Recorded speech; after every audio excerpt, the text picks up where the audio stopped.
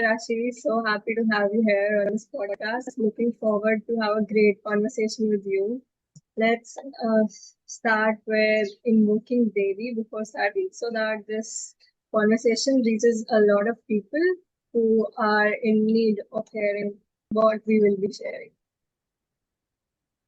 Namaste, Apurva, for inviting me into this podcast. I think it's going to be awesome. I'm excited to answer your questions and take this message across to a lot of women through this episode. Okay, so so let's start with the prayers. Om Aim Hrim Klim Chamundai Viche. Om Aim Hrim Klim Chamundai Viche. Om Aim Hrim Klim Chamundai Viche.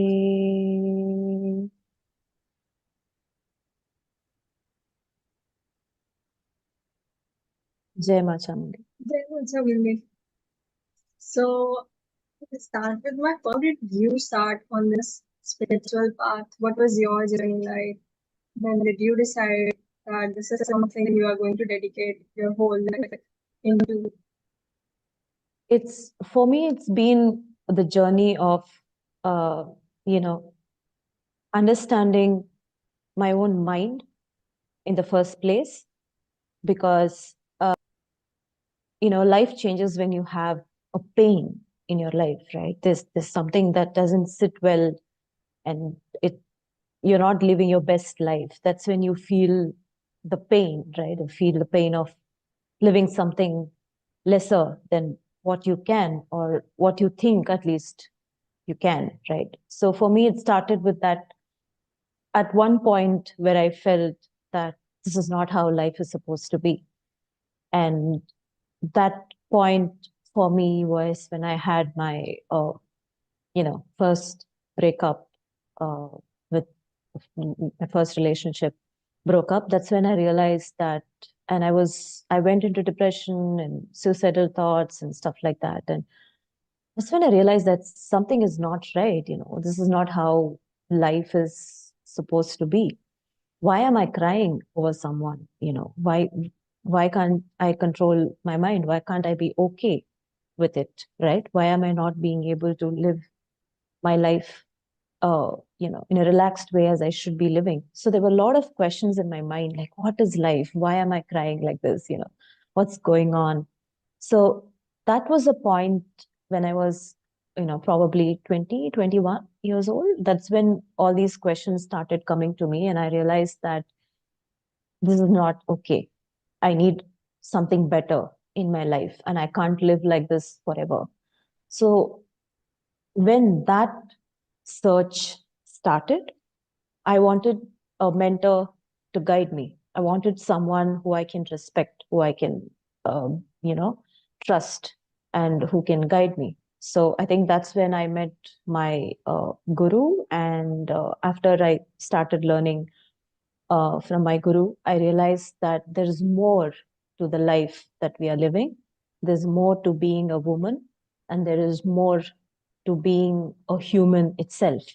So, what we consider a human, right? A human life is like, for example, you're born, you go to school, you go to college, you get married, you have children, and you take care of the children, and the children take care of you, and you have old age, and then you die. This is the pattern I saw across everyone's lives. So when I met my guru, he said that's not how life is supposed to be. Where is the achievement, right? You've come here. So one thing that my guru said that stuck with me is that each and every being on earth comes with a gift, a unique gift that they can offer to the world. And when they offer to the world, that's when they are joyful and they make others happy. So if as a human being, if you're not finding out your gift, and if you're not sharing that gift with the world, then you are losing out on the happiness, you're losing out on the joy. So that's when I realized ki, yeah, what is my gift? You know, that allowed me to learn more and more and more. And initially, I wasn't, I don't know this is spirituality, but later I realized, yeah, this is the essence of spirituality. It's like learning about what are your unique gifts and sharing those gifts with the world. And that's the joy that comes out of it, the artha that comes out of it.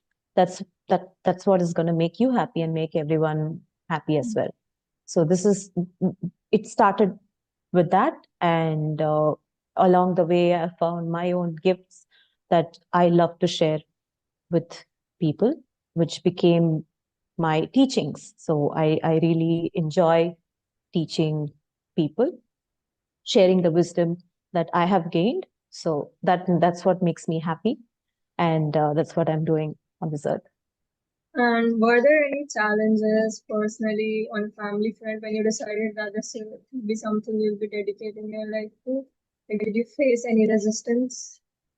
Of course, of course, there was resistance, because definitely this is not the regular life, right? The mm, I mean, I started off as any person, any normal person. Finished my school, went to college, then my graduation, post graduation, and I was even into UPSC exam preparation. I was preparing it for 5 years, and I wanted to be an IAS officer and all that stuff. So then suddenly I took a U-turn and I said, no, I'm not doing any of these things. I'm gonna work in the field of spirituality, and I'm gonna help people through that way. And initially there was a lot of resistance, and I had to learn to say no to all those obstacles along the way. In different ways I learned to tackle. I learned to tackle it through heart to heart communication. I learned to tackle it through establishing and communicating my boundaries. So when I learned all these things, so I realized that you have the power to remove the obstacles that are, you know, in your way. And all you have to learn is how to do that. That's all you have to learn. So you don't have to worry about the obstacles. You have to worry about the skills that you do not have that can remove those obstacles. So all you have to do is just learn those skills, and, you move on.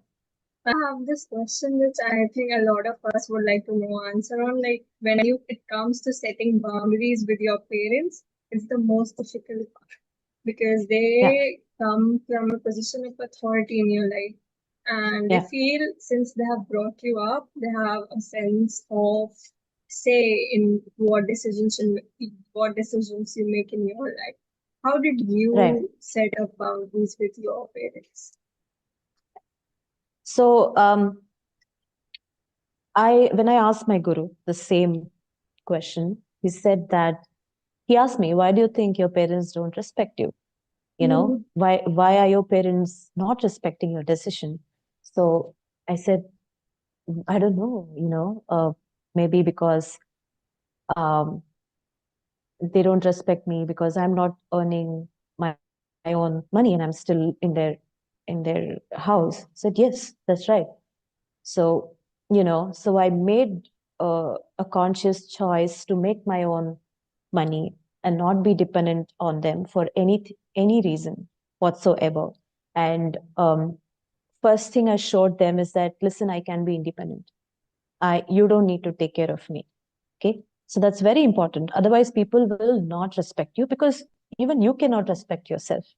It's like you haven't even built a foundation where you can be independent without the help of your parents. Let's say you are dependent on your dad to drop you everywhere you go, and you are dependent on your mother to give you pocket money. You cannot go and say no, like, at that point, because they'll say, you're still eating my money. Like, what confidence do you even have in whatever you're saying? So that's the first thing. Make your own money, become independent, and um, you know also remove the fear of, not being able to live by yourself. Like even if you were to go stay in a PG without your parents, you should be able to make that decision inside your mind. You shouldn't be afraid ki, oh, if my parents kick me out of my house, what will I do? You should have a plan. It's like, if at all my parents are going to say get out of my house, you should be like, okay, go find a PG, stay in a safe place. There are a lot of women's PG. Based on your budget, you can have higher Right. level of security, luxury, comfort, everything you can have, right? Right. And second thing you should know is that once you have achieved this level of independence, another thing you should realize is that as a child, as a daughter, you have the leverage. That's the second thing I learned, is that we think that parents have the authority and the say in our life, but that's not true. In fact, you are the one who has the most leverage, because uh like, who do they have? Who do they have other than you, right? They're going to come to you only, maybe now or later. They're obviously going to come to you because you are their support, and you are their final support system they have in the world. And if there are other people, let's say you have siblings who they love so much, who they love more than you, or relatives who can take care of them, well and good. It's not even your problem anymore to take care of them, right? So you still Mm. have more leverage. You can say ki, yeah, it's fine, I'll be on my own, and they won't bother, and they won't be bothered as well because they have other distractions to you know deal with. So Right. leverage, understanding leverage is very important. So it's only in our mind that we think ki, oh, our parents have a lot of say. If my father shouts at me, I get so scared, but at the end of the day, you should realize you have the leverage as a child. It's that they don't want you to know, like, like they also know, like, who will they come to in the end. But if you know that, I think that's when the game will change, I Right.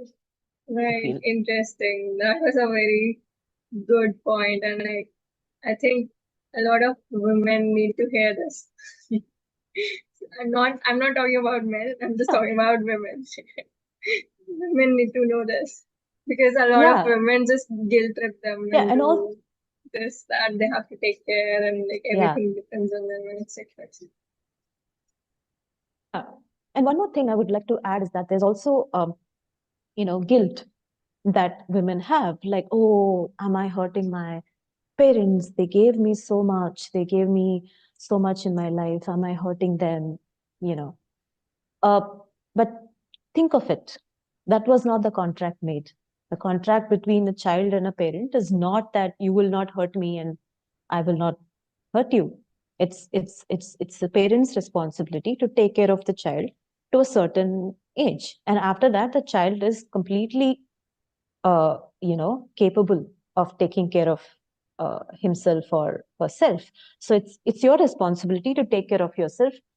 Once you have learned your lessons, go out, make your money, be independent. But you should understand that the contract is not about not hurting your parents, but you living your life in the world as an individual, as a human being. And your parents should also be living their life like that, and you should also be living your life like that. So it's not hurting or feeling guilty about that at all. Like, if you know how to communicate, if you have the skills how to communicate heart to heart with your parents without coming to a point where it even starts to hurt them, then you could, right? Then why do you have to worry? But if at all your parents are very adamant, they don't want to change, and whatever you say is hurting them, then it's not your responsibility at all. You have done your part. Like, you stand up for your own self, what matters the most to you, because that is what will make you strong, that is what will make you happy. I think this is also sort of a test of how badly and how strongly you want what you want for your life. In And like it's sort of Devi testing you whether you can stand up for yourself or not. Truly, Mm. truly. And more than that, can you respect yourself? That's the question you need to ask. Can you respect yourself? Let's say you think like, oh, I don't want to hurt my parents, so I'm not gonna talk about this. I'm not gonna, do this thing. And you shy away, you kill your desires. Will that make you respect yourself? Ask yourself this question. And if the answer is no, I can't respect myself, then don't do that. Do what it takes to get to that point, right? First, recognize that, yeah, this is not giving me any respect about myself, this decision. So, what can I do now, right? Yeah. So another moving on to the next interesting question is, what do you look up to when you wake up each morning? What is it that you like look forward to in your life? What excites you? Uh, Everything actually, everything, the whole day. And uh, in fact, I wouldn't say look forward to. I say like I think about the day and I think about what are the things I enjoy doing and what are the things I don't want to do. And I stay clear of the things that I don't want to do. And thinking about what are the things that's going to make me strong today and what are the things that is going to make me weak today. That assessment is something that I do, and it's very important to do that every day. And of course, the first thing I do is to get grounding in the morning. And I look forward to that. And I look forward to meditating in the morning, which is where all this work, the thinking work starts. So that's like my foundation. That's the most important thing that I look forward to in a day. Anything at night, like you think or you recall in or any journaling, something like that, any routine you follow? Yes, I am a big fan of journaling. I really enjoy journaling because it helps me resolve whatever unfinished thoughts I have and give them a closure, give that story a closure, give that thought a closure, because unfinished thoughts they keep coming back to you again and again until you finish them. So, but I journal once in a week or once in, a few days. Whenever I feel like journaling, I just do that. But for me, one more thing I do in the night, which since you asked, I'm thinking, is that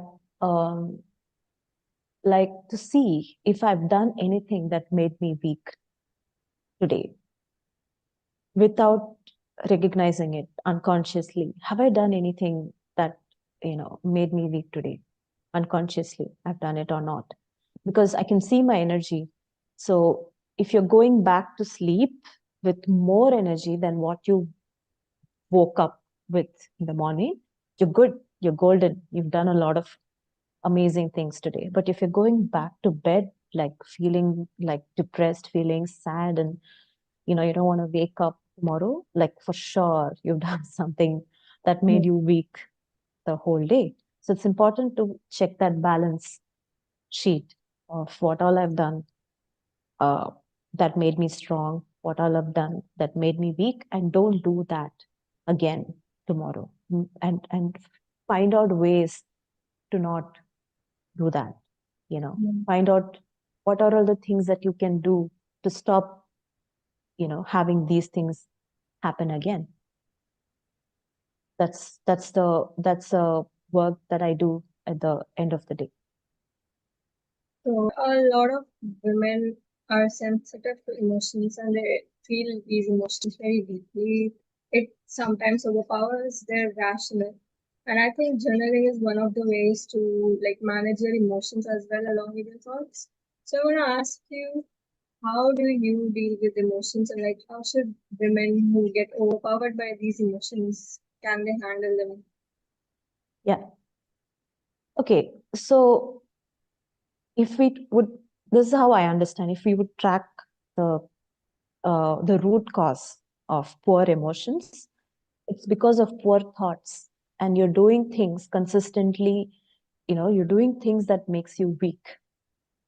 If you're consistently doing what makes you strong, you will have higher emotions. You will have very positive, higher emotions, like for example, uh, joy, and you will have something called heroism.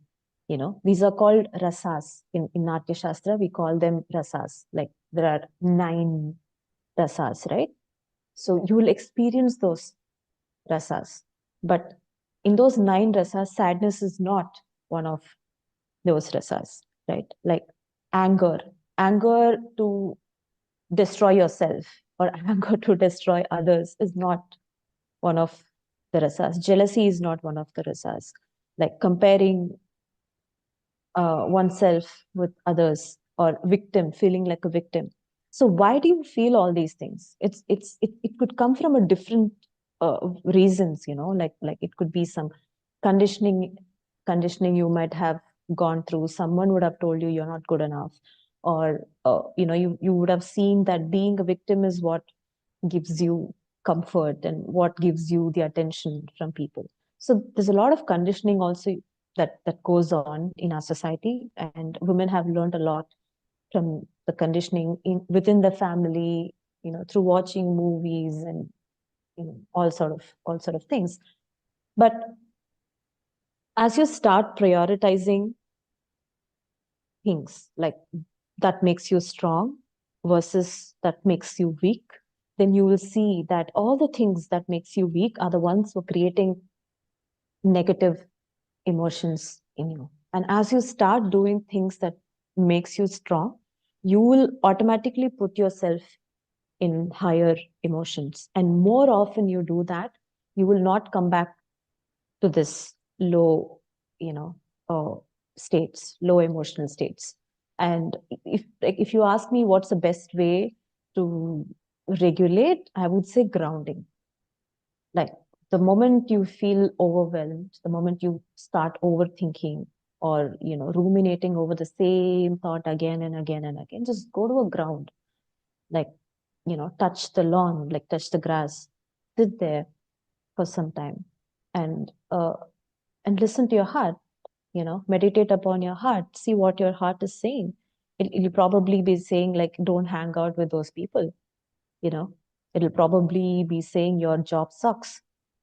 you know so as you listen, you'll know ki, it's not my head that's a problem, it's the things that I'm doing are the problem, and I need to sort this out, right? This is making me weak. So as you understand what are all the things that makes you weak, and more things that you do that makes you strong, you'll be in better emotions throughout the day. Right. I think this is a very important point that it's not always your fault about what you're thinking. It's also like you doing things without thinking that's making you get in that bad temperament. Totally. Mm. Thinking is a very, very important aspect of the day.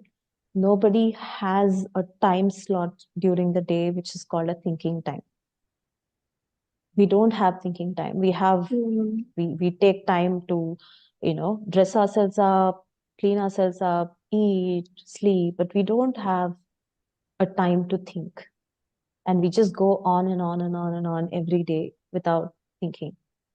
That's And your also body calls for it. Mm. Yeah. That's also because we have been conditioned that way. Like nobody taught us that we need to think for ourselves. Like we were always told what you need to do. So that's how we end up growing. Yeah, Mm. totally. So my next question is, what is your relationship with Devi as a woman? Like, I would love to hear that. Hmm. Uh,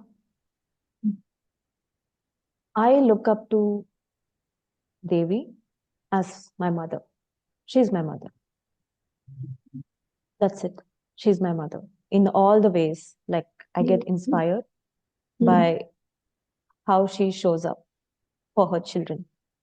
Like sometimes she's very kind, sometimes uh she's fierce, sometimes she's protective, Sometimes she's a destroyer, right? She has different rasas. She comes out in different rasas. And that inspires me a lot. It's like you can't be a certain way your entire life. You have to show up in different ways as a woman. For me, that's something that I'm very inspired by her and how chilled out she is. She's always like opulent and chilled out and, doing her thing, smiling, dressed up nicely, in good mood. Even when she's in her fierce form, she's not tensed. She's happy. She's happily fierce. You know, she's happily in Bhayanaka. She's happily in Raudra. Like, you'll never see her tensing. You'll never see her stressed. You'll never see her depressed. There's not a single Mhm. depressed goddess you will see, or a goddess in a victim mode you'll see, True, right? true. So she's a role model for all the Mm-hmm. women, and she's the only role model that we should, you know, look up to. Like, she is a model for all the women. I agree, 100% agree. So, coming to role models, like how do you show yourself self-love as a woman? Like you just now talked about being happy, and I think that happiness is comes from also like loving your own self. How does how do you practice that self-love? Yeah. So, um, how I understand self-love is that if you are able to respect yourself, if you do things that makes you respect yourself, that's when you can actually love yourself as well. It's like you cannot love someone who you can't respect. Respect is the foundational uh, attribute that every person should have for themselves. So as you do things that makes you weak, you can't respect yourself. You're, you're consistently putting yourself down. So how can you love yourself? So the beginning of self-love is to start doing things that makes you strong and gain your own respect back. Start respecting yourself first. Like, what does your heart want? Do that. That'll make you strong. And you'll be like, wow, yeah, this is what makes me strong. I feel good in my skin. I feel good in my clothes. I feel good in my body when I do that. So automatically you'll start loving yourself. Wow, what is this person, man? She's so courageous. She's so fierce and she's so witty and she's so smart that, she said no to people who, try to take advantage of her. Like, I love this woman. That's when you'll start being inspired by yourself, right? So that's where self-love starts. It starts with self-respect. And by the end of the day, if you can't respect yourself for something that you did, fix it immediately. There's no point sitting in shame and victimizing yourself and like uh, feeling like, oh, I shouldn't have done that and brooding over it. Just fix it and move on. That's also self-love. Then comes, once you start doing things that gives you respect for yourself, that's when you'll start getting respect from others. You'll start getting love from others. Till then, you're not getting any love from others because they can't respect you, because you don't respect yourself. So I think women should understand that self-respect is equal to self-love.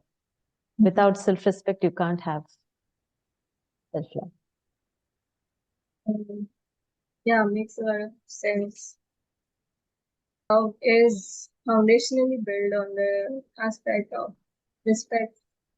Yes, yes, that's right. So, Achana, coming to respect, what are some learnings you think no woman should compromise on that you have gained through your personal experience or you would like to share? Yeah.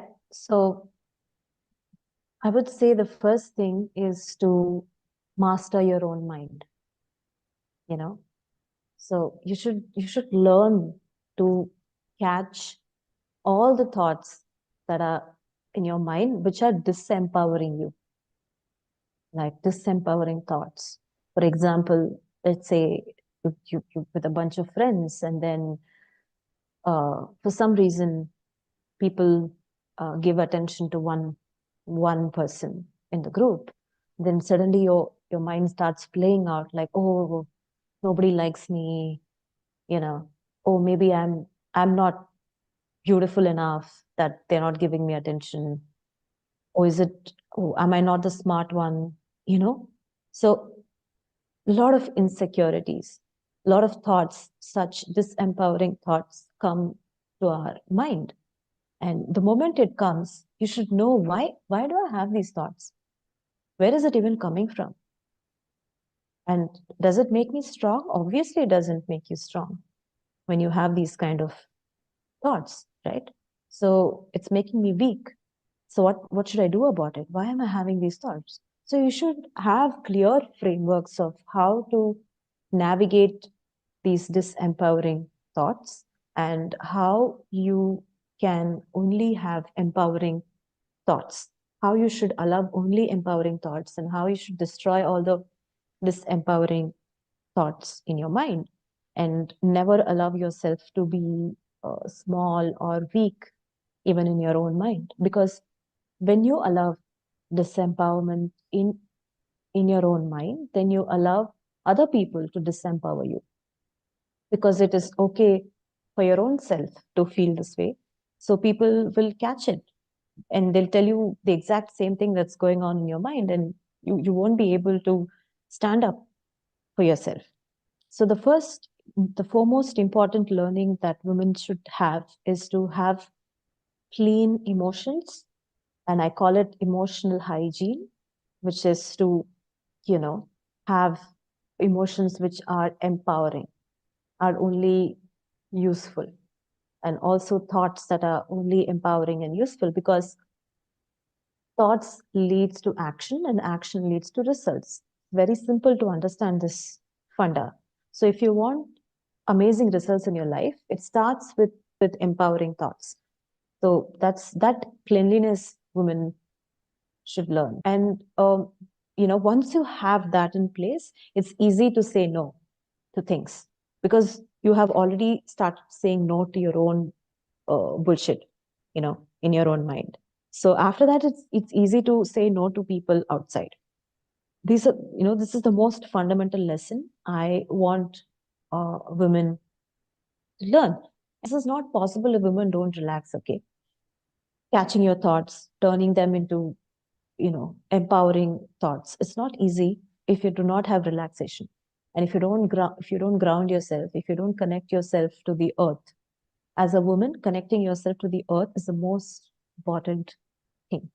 So only when you do that, you'll be able to see all this going on in your mind, and you'll be able to turn them around.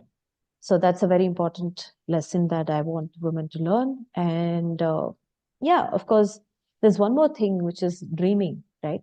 So as women, we have a lot of creativity, and our imagination is so wide and, vivid, because we are very sensitive to things around us, and our mind is very sharp, right? And we have a lot of connections, more than men in our mind. So we can create stories very fast, very quick.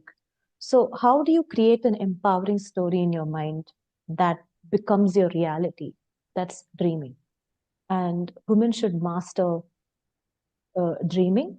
Then I call it the responsible dreaming, dreaming that allows you to have amazing results in your life. So that is another important lesson that women should learn. And of course, also frames, understanding relationships, like how to navigate relationships within your family, in your workplace, in your friends circle, and of course, marriage and relationship, and with your children. So understanding these frames are also very important thing that a woman should learn. Yeah, there are a lot of things, but the foundation is relaxation, dreaming, and emotional hygiene. This is the most fundamental lesson that every woman should learn. I think all your points are very true. One problem when I can think of is what might be stopping women from following these would be that fear of being left alone in this thing, because all of the things which you have talked about require skills, and if they for some reason decide that they don't want to work on those skills and just want to cut off all this negativity that is stopping them from being themselves, then they fear being left alone and not finding someone who can support them, guide them. So what should they do in such a situation? The fear of being alone is a lot of women, I think, face this fear. Yeah. The only solution for this fear is to be useful in the world. There's no shortcut to this. Like friendships, relationships, marriage, nothing works. You can be in a relationship with a very nice guy and you can still feel lonely. You can be married to into a very nice family and still feel lonely. This cannot be solved. Loneliness cannot be solved by one person or two, three friends. It cannot be solved. You need to be a person of value in the world, where a lot of people are grateful for your existence. That's the only way you're going to be happy, loved, supported, cared for in the world. When you show up in the world as a person of value, as a person who shares your gifts into the world.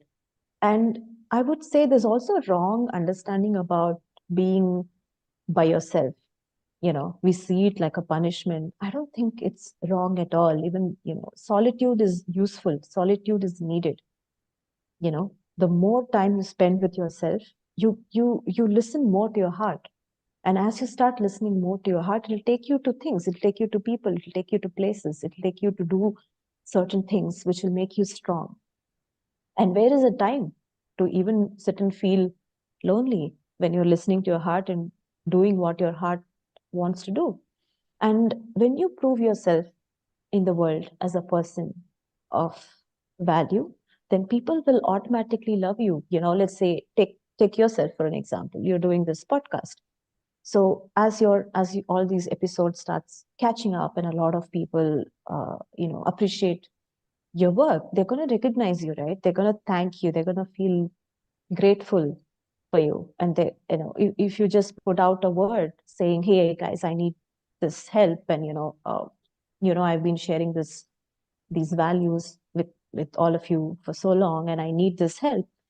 Don't you think people will come and help you out? Because you help them. Right. You help them out of their problems. So this is how it works. There's no other way you can solve the problem of loneliness. And I would say it's better to be alone than with people who can't understand you, people who who cannot help you out. And even worse, people who take energy away from you, even the little bit what you have. So it's better to be alone than, miserable. So yeah.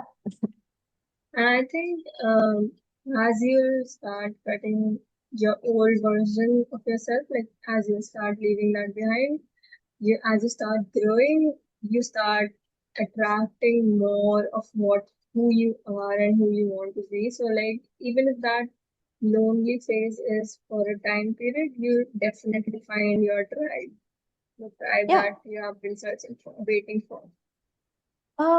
I don't think you find your tribe. You create your tribe.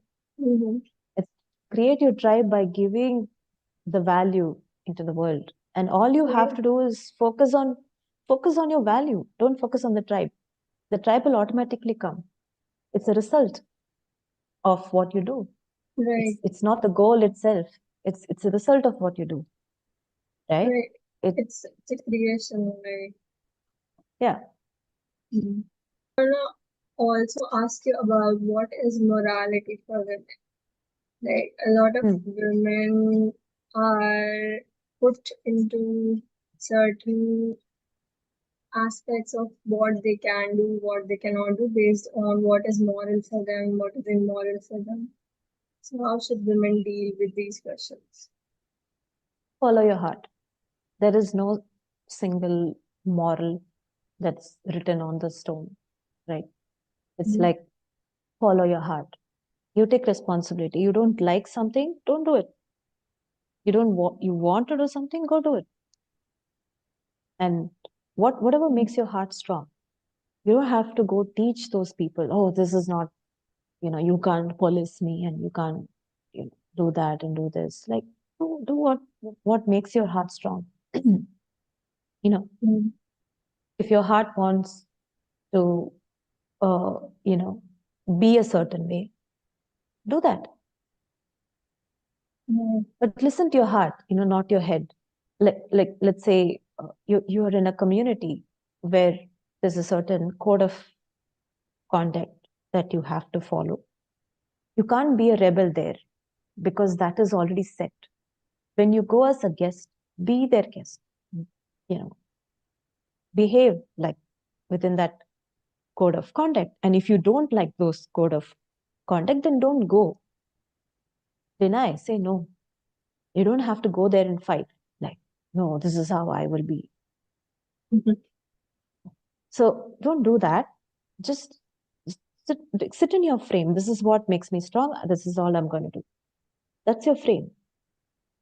And your heart knows how to take you out of any situation, how to navigate a certain challenging uh, things.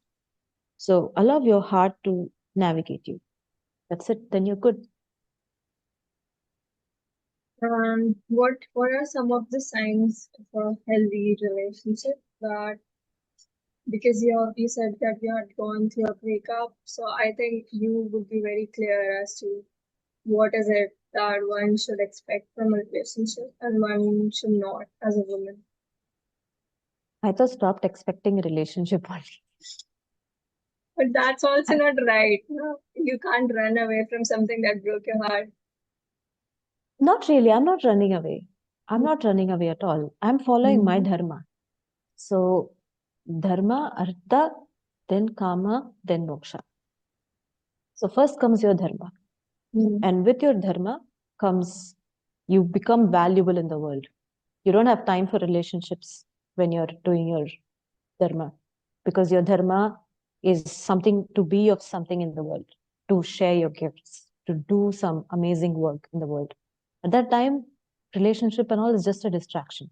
You don't need it. Well, how many things will you focus? It's like opposing thoughts, right? You want to be something in the world and you want to be a girlfriend also. How? How will you do two roles? How? How is it possible? The reason why you should even be with someone is when you have a common goal. The goal should be common for both people. And only when you have a common goal, then that relationship will work. Otherwise, it won't work. When you're doing your dharma, relationships come as distractions. So if you don't have a common goal with someone, then you can't agree on every damn thing. And agreement is the foundation of a relationship. So, like, let's say your boyfriend is doing a job and you're doing a job, and where are you both coming together? Only to, eat and have fun, go out. That's who is that person then? It's just a roommate. He or she is just a roommate or someone who just fills you up in your boring time. So that's not how relationships work at all. So first comes dharma, then comes artha, then comes kama, then comes moksha. So only when you follow this, I think that's when you'll have peace in your life. Otherwise, everything will be like half done, right? Like you start on your dharma and then you focus on relationship. This is half done. This is not. You're not able to spend time. This is what happens with most women. They don't have time for their family, nor they have time for their ambition, and they want it all.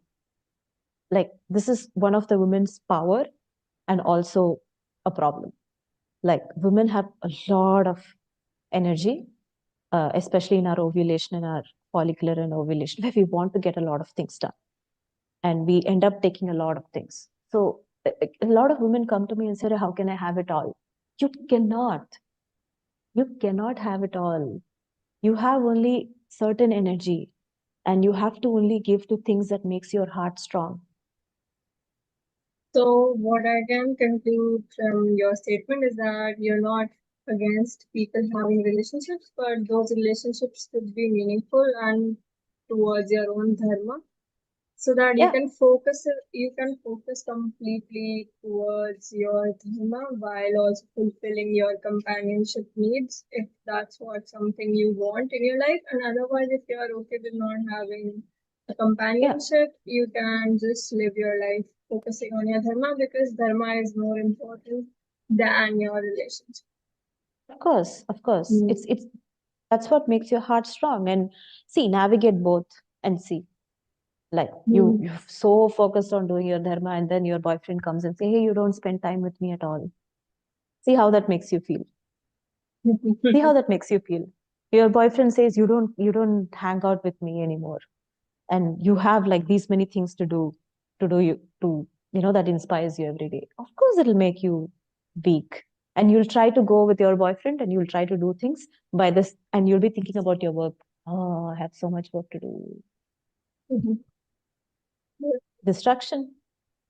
So my next question is, I think you have been recently dealing with this issue of menstruation. So I want to Hmm. ask you, how do menstruation cycles affect a woman's mind and body, and like what relationship should they have with their menstruation cycles? How are you dealing with it? To tell you very simply is that, I mean, first of all, when you start respecting your body, you will start understanding your own cycles. Each woman's cycle is different. But one thing is common is that we have a lot of energy during our follicular and ovulation, and our energy goes down luteal, and during the periods, we would just want to rest up, right? And that's what ideally every woman should do. But many women don't focus on their body. They don't understand their own rhythm, and then they wonder, why am I so tired on my periods? Like, of course, that's what you're meant to be. It's for resting. The period is to rest. But another thing is that your periods is not meant for you to feel miserable. You should have a chill time, even when you're tired. You'll be like, you won't be miserable, emotionally. If you're becoming very emotionally weak and you're losing a lot of energy during your luteal PMS and your periods, which means that you're doing a lot of things that makes you weak throughout your cycle. Follicular in ovulation, you'll pull through it. You'll be like, yeah, I can do it, and you'll push it through and you'll get it done somehow. But the effect of it, you'll see it only when you hit luteal and the periods, and you'll be wondering, like, what did I do wrong? You know, like that's because you did a lot of things that makes you weak throughout the rest of the cycle. So if they catch this, if they start understanding what makes me strong and what makes me weak, then you're good. Then everything else will fall in place about your cycle, about your life, about your decisions, about your relationships, everything.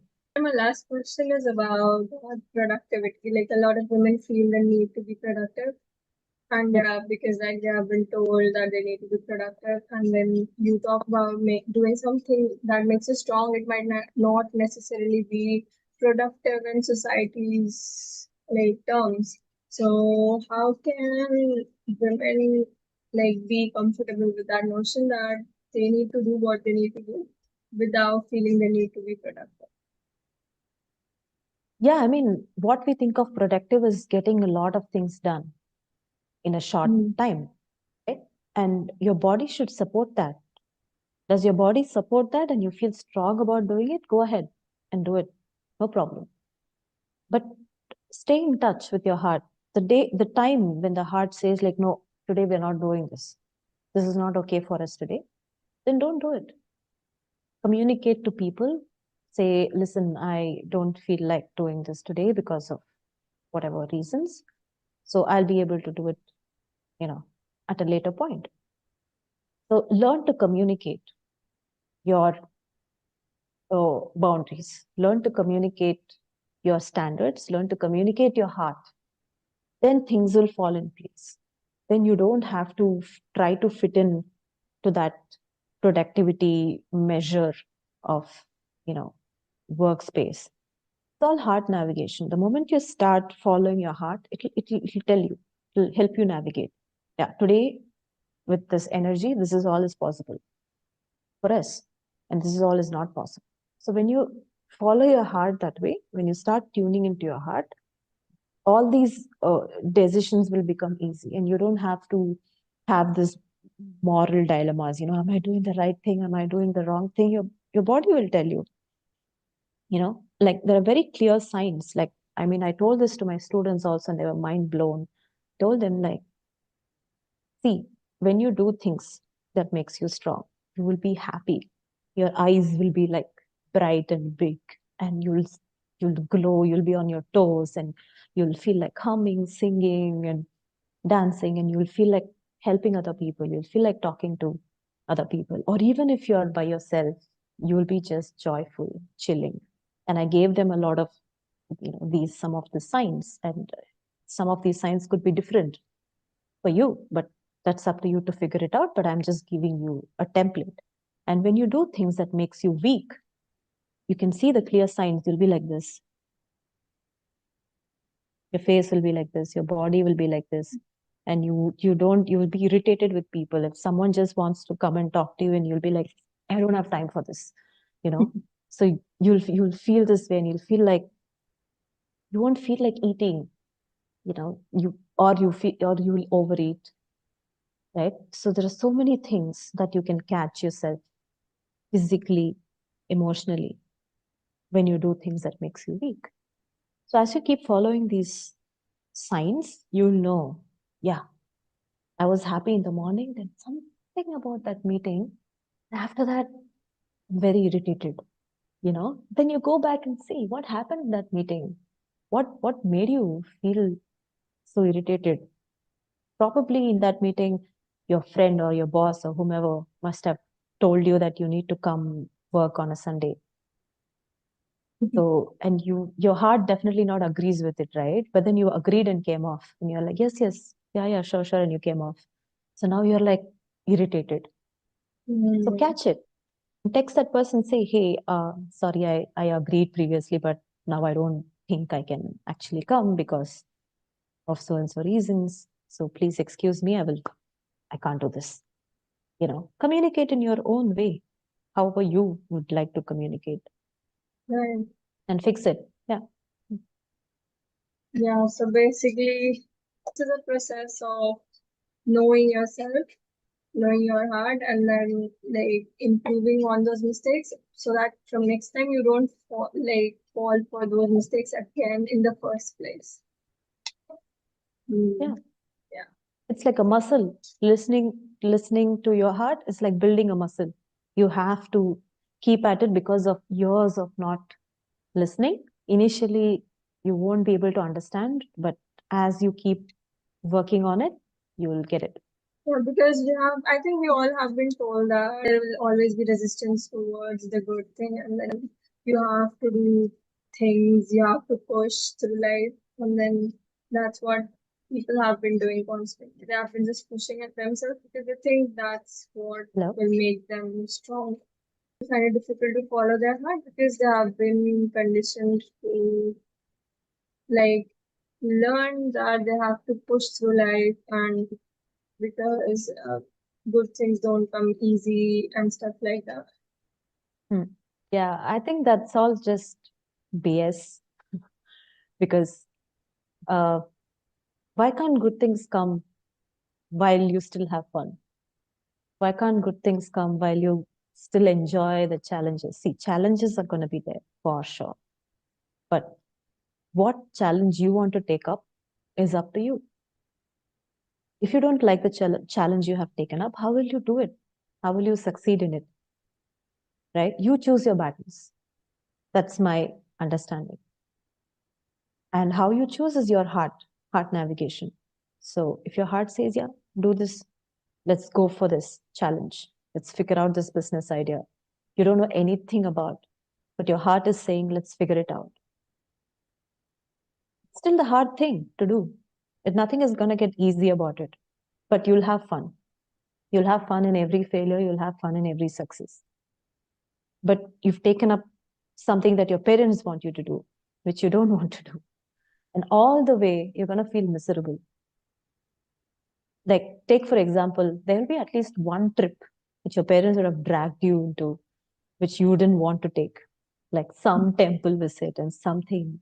The whole time you'd be like, why did I end up here? How did I end up here? Right? It's no fun. So that's how it is. So if you're not having fun in life, I think there's no point doing anything. The funda. I think I totally agree with this point that you should choose your own battles. Like whatever challenges will be there in life, but you have to be the one deciding that I want to take up this challenge and not this one. Yeah, for sure. So thank you so much, Acharya, for sharing your insights on a lot of different topics with us today. It was a really good conversation. We got to learn a lot of things from you. I hope you had a great time as well. My pleasure. I had a great time answering these questions, and it made my heart strong and happy to share all of this. Yeah. So, yeah, thanks for inviting me and asking these questions. I'm sure a lot of women will find it useful when it is published. Sure. Okay. Bye bye. Bye. Namaste.